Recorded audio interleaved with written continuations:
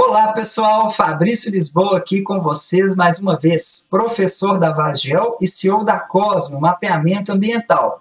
Hoje eu trago uma incrível novidade, que é o lançamento da plataforma IDS Zema versão 2.0, que trouxe novidades em termos de recursos e de melhorias quanto à estabilidade dessa plataforma. Para quem não conhece, a IDS Zema é a infraestrutura de dados espaciais do Sistema Estadual de Meio Ambiente e Recursos Hídricos. É, portanto, um modelo de governança que conta com uma plataforma WebGIS contendo camadas de informação temática em relação ao meio ambiente, como, por exemplo, hidrografia, relevo, vegetação, licenciamento ambiental, fiscalização ambiental, entre outras. No vídeo de hoje nós vamos conhecer as novidades dessa plataforma e ver o que mudou em relação à versão anterior. Bora lá conferir comigo? Em primeiro lugar, pessoal, o que a gente percebe é que aqueles menus superiores contendo informações genéricas sobre a IDS Zema, sobre a sua equipe gestora, quais seus propósitos, objetivos, eles foram realocados para uma barra lateral esquerda, que pode inclusive ser recolhida e transformada em pequenos ícones, né? Depois posso ampliá-la novamente. E as camadas de informação geográfica que ficavam disponíveis aqui na versão anterior foram transportadas para uma janela à parte, que agora se encontra na barra lateral direita. E essa janela, ela pode inclusive ser arrastada, né? Eu posso dimensioná-la onde eu entender melhor dentro do meu monitor, né? Dentro da minha área de trabalho. E pensando nas categorias de informação disponíveis, aparentemente elas se mantiveram as mesmas, né? Tem hidrografia, relevo, vegetação, solos, biodiversidade, enfim, até a mais recente lançada, que é a de educação ambiental. Vamos explorar então. Vou ampliar a categoria de informação hidrografia, vou acessar aqui a classe de objeto hidrografia autocodificada, que contém, por exemplo, a rede de drenagem das diferentes bacias de Minas Gerais. Ao clicar aqui, por exemplo, na drenagem da bacia do Rio São Francisco, o procedimento é o mesmo, né? A IDS Zema vai ler o servidor de mapas, a gente percebe que ainda está um pouco lento esse processo, provavelmente em função da memória virtual, né, do cache que é armazenado no servidor de mapas para acelerar esse processo de exibição, mas a informação geográfica é exibida na íntegra, né? Eu posso, por exemplo, clicar aqui em camadas ativas e ele lista para mim, da mesma forma como era na versão anterior, quais são os meus layers, as minhas camadas que estão exibidas automaticamente, né, atualmente aqui na tela. Temos aqui o limite de Minas Gerais, que é uma camada padrão, né, uma camada default, ela sempre pré-carrega com a plataforma IDS Zema, e temos a drenagem da bacia hidrográfica. Os recursos são os mesmos, aparentemente. Temos a legenda, neste caso é um símbolo simples, né, coloração azul. Temos o controle de opacidade e transparência, está funcionando. Eu lembro que na versão 1.0 havia um pequeno bug, né, isso, então, portanto, foi reparado. Podemos realizar o download da camada nos formatos Shapefile, KML e GeoJSON. Vou deixar aqui fazendo download de teste, daqui a pouco a gente conhece o resultado, né? E posso também desabilitar a exibição da camada, seja clicando neste X, ou seja, desmarcando a caixinha de seleção. Vou limpar aqui então a minha tela, manter somente o limite de Minas Gerais. E o mais interessante é que todas as janelas elas estão fluidas. Olha, está fazendo download ali. Todas as janelas são fluidas, então posso realocá-las e deixar dimensionado da maneira do meu interesse, né? Eu monto a janela conforme o meu desejo. Eu vou fechar essa janelinha, ela pode ser reativa aqui, ó. Inclusive tem um indicador de quantas camadas estão ativas nesse momento, o que é muito legal, mas vamos continuar explorando os outros recursos, né? Em relação aos base maps, ou os mapas base, né? Aqueles que compõem o fundo. Eu achei bem interessante que agora a gente tem uma pré-visualização de cada um deles. Não está carregando 100% aqui na minha máquina, mas há uma preview que é bem legal. Então, nós temos aqui o mapa básico modelo NetGeo, fornecido pela Azure, distribuidora de software SIG proprietários. Temos aqui um mapa básico do projeto colaborativo OpenStreetMap, né? Na versão anterior também continha este, né? Acho que esse é inédito. Temos um mapa mais básico, né? Sem muitas feições, mais clean, mais limpo. Isso é muito legal também para a gente montar conjuntos de camadas, ver a sua sobreposição sem interferência do mapa base, né? Com muitos recursos e feições. Esse também já existia na versão anterior. Temos o modelo hipométrico. Esse carrega um pouquinho mais devagar mesmo, é natural, porque é um basemap muito pesado, que além de trazer o relevo sombreado, né, também traz cores atribuídas, associadas às faixas altimétricas desse relevo. E temos aqui também este limites e lugares, que aparentemente não está carregando. Depois a gente pode fazer um segundo teste para ver direitinho. Legal, pessoal. Vou voltar aqui para o padrão, que é o satélite. Vou fechar essa tela. Vamos continuar explorando. Camadas disponíveis. Este menu eu habilito ou desabilito. Tenho aqui também, pessoal, as ferramentas de desenho, que antes também ficava aqui no menu à esquerda, né? Foi redimensionado. As ferramentas me parecem as mesmas, contando com recursos para inserir linhas, né? Vou aqui clicando, adicionando vértices e ao final do processo clico sobre o vértice final para encerrar o desenho. Tenho a opção de dar um zoom na geometria desenhada, fazer o download naqueles 3 formatos conhecidos, Shapefile, KML e GeoJSON, calcular um buffer, vamos ver aqui, me deu um buffer de 5 km, função idêntica à versão anterior, legal, ele realiza o cálculo. Posso remover este buffer. Tenho também opções para desenho de polígono, áreas fechadas, portanto. Clico ao final e ele também me dá essa geometria. E tem também formas padrões, como, por exemplo, inserir um retângulo, onde eu clico e arrasto, ou inserir círculo ou pontos também, que seria da mesma forma. O que se percebe é que, após conclusão do desenho, não estão sendo exibidas as medidas geométricas, como, por exemplo, comprimento, no caso da linha, e a área e perímetro, no caso das feições poligonais. Isso porque, pessoal, este recurso foi redimensionado para cá, ferramenta de medir distâncias e áreas, fica neste ícone aqui.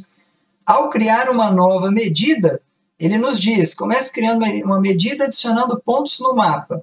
Uma vez que eu vou clicando, vejam bem que o cursor se tornou verde, né, para diferenciar das geometrias puras e simples, e à medida que eu vou inserindo os vértices, veja que ele já calcula para mim automaticamente, inclusive me dando as coordenadas geográficas do ponto, a distância percorrida de um vértice até outro e a área dessa poligonal que se vai fechando à medida que eu insiro os meus vértices. Ao clicar em finalizar medidas, ele, inclusive, salva para mim nessa caixinha aqui, né? Posso centralizar na área para ver, mas ele salva nessa caixinha para mim as medidas geométricas calculadas. Eu, particularmente, achei bem interessante esse recurso, porque aí a gente segmenta as opções que o usuário tem. Aquele que quer só realizar um simples desenho, tem as ferramentas. Aquele que quer medidas em tempo real enquanto desenha, aciona esta nova opção.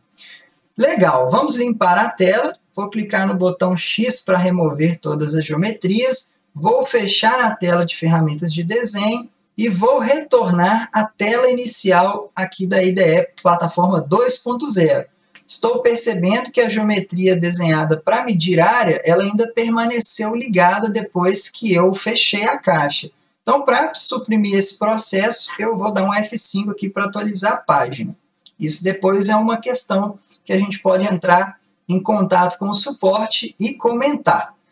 Legal, pessoal. Eu tenho ainda a ferramenta Atributos da Feição, que previamente eu preciso habilitar uma camada, né? Então, vou aproveitar aqui para buscar uma de meu interesse, como, por exemplo, licenciamento ambiental. Ele já reconhece que há conteúdos com essa expressão, né? Dentro da pasta regularização. Vou habilitar aqui o histórico de empreendimentos licenciados. E aí sim eu vou acessar a função Atributos da Feição. Veja que interessante, ao clicar sobre ela, o ícone fica verde. para me dizer que o cursor, a ferramenta, está ativa. Se eu clicar novamente, veja que a mãozinha muda. Então, eu vou clicar sobre o atributo da feição, vai ficar verde. Eu vou ampliar o zoom, o nível de detalhe, para a área de meu interesse, e vou escolher aqui uma atividade, né, um licenciamento, um empreendimento licenciado aleatório. Vamos pegar esse amarelinho aqui. Ao clicar sobre o ponto, vou dar bastante zoom aqui para não errar o clique, ele vai ler no banco de dados para mim, isso está muito legal, está fluido, e vou observar todas as informações referentes a este atributo, né, a esta feição. No caso, um comércio de laticínio, indústria alimentícia, etc. São as informações extraídas da tabela de atributos para esta feição. Isso também está muito ágil, muito fluido, é um ponto positivo da plataforma. Eu vou lembrar de desmarcar a opção atributos da feição para evitar que eu clique acidentalmente para identificar algum outro atributo, né? Também vou voltar o nível de zoom clicando aqui na minha casinha, né, de início. Vou aproveitar que essa camada está ativa aqui em tela para a gente ver também como que a legenda fica quando temos uma feição composta, né, uma feição categorizada. Percebo que há ainda um bug aqui, né? Está cortando um pouquinho das palavras, então isso também deve ser corrigido para ampliar essa caixinha a depender da extensão, né, da legenda. E vou em seguida desabilitar essa feição para a gente continuar vendo outros recursos, pessoal. Fechar também as camadas ativas. E temos aqui, por último, pessoal, a função importar camadas, onde eu posso selecionar um arquivo de interesse, né, nos formatos shapefile, que deverá estar zipado, né, contendo no mínimo aqueles 4 arquivos que compõem o shape, KML, GPX, que é uma novidade muito legal para quem trabalha com GPS de navegação, depois quer descarregar esses dados, e o GeoJSON. Vou clicar aqui então, vou procurar aqui uma pasta contendo arquivos de teste, né? Vamos aqui pegar um polígono teste, vou abrir, e veja que o recurso também está funcionando. É uma área aleatória aqui que eu fiz para efeitos didáticos, né? Não trouxe, porém, as medidas geométricas dessa feição, né? Então, se eu quiser, por exemplo, saber a área, o perímetro dela, eu precisaria vetorizar por cima com essa ferramenta. Então, acho que esse também é um ponto que depois pode ser olhado, né? Aperfeiçoado, mas foi bem fluido, bem rápido o processo. Eu vejo que a função de arrastar a tela de vez em quando também está dando umas pequenas travadinhas, mas nada que também seja prejudicial à plataforma e certamente em breve vai ser corrigido. Vou voltar para a minha tela inicial, vou fechar o polígono teste e vamos explorar, para finalizar, os novos menus disponíveis, onde vocês provavelmente já perceberam a existência destes camaradas aqui, os metadados, pessoal. Na minha opinião, pessoal, enquanto profissional que foi servidor do Cisem, que trabalhou na coordenação e desenvolvimento da versão 1.0 da IDE, esta é, sem dúvida, a maior novidade, o maior ganho que a plataforma 2.0 nos traz.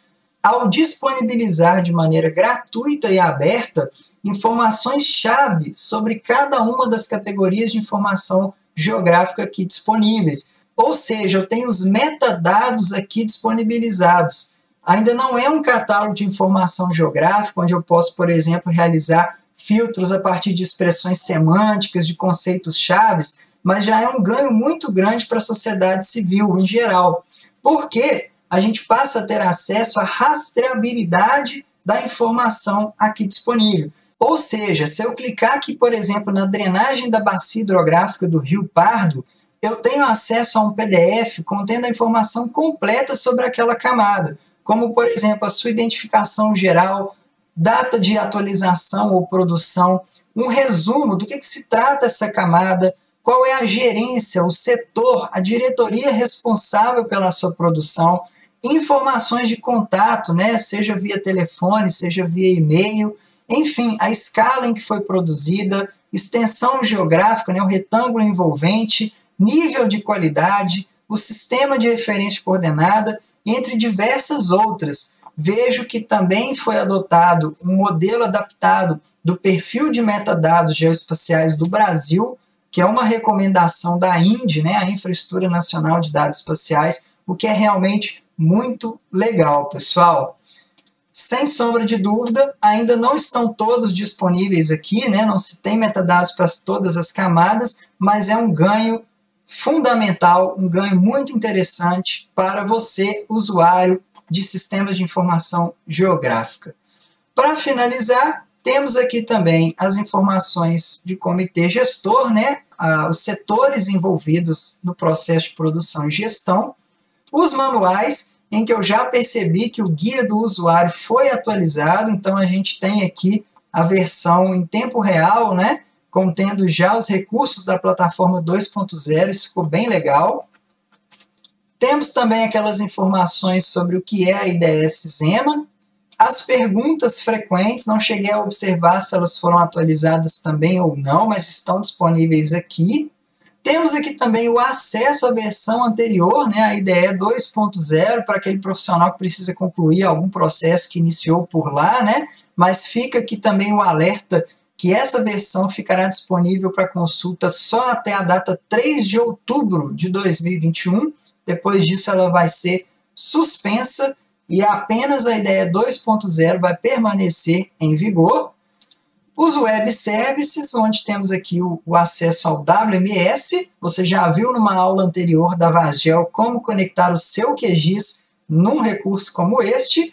E, por fim, o suporte. Antes a gente precisava copiar este e-mail, abrir o nosso serviço de e-mail e por lá enviar uma mensagem. Agora não. Eu posso, inclusive, deixar meu nome aqui, meu e-mail, e parabenizar as equipes do Cizema pelo excelente trabalho que foi desenvolvido. Realmente a IDE 2.0 está bem mais fluida, pelo que pude conversar com os colegas, há agora mais de um servidor de mapas para suportar a quantidade de acessos, há um balanceamento de carga entre esses servidores e realmente eu não tive problema com instabilidade. Ainda tem questões para serem verificadas, para serem aprimoradas, mas é parte do processo. A IDE 2.0 vem com tudo, vem para ser mais uma referência como portal de acesso oficial a informações geográficas de meio ambiente. No mais, pessoal, eu fico por aqui. Se você gostou da IDS Zema versão 2.0, deixe aqui o seu like, se inscreva no canal e interaja conosco aqui pelo chat. Vamos trazer mais vídeos interessantes para vocês e mais recursos também envolvendo plataformas WebGIS. Um abraço, fico por aqui e até a próxima!